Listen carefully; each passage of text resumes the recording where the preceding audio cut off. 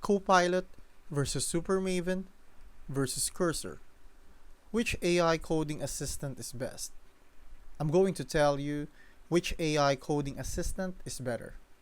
GitHub Copilot, supermaven, or Cursor. GitHub Copilot, developed by GitHub and OpenAI, integrates seamlessly with editors like VS Code and JetBrains IDEs.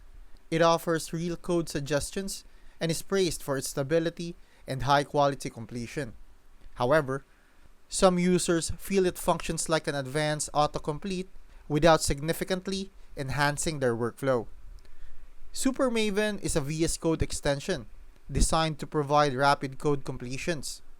Users have reported that it effectively anticipates coding structures, potentially saving significant development time. Cursor is an AI-powered code editor based on Visual Studio Code.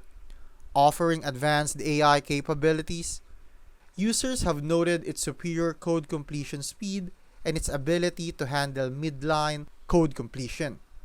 Additionally, Cursor's tab feature is highlighted for its effectiveness during code refactoring.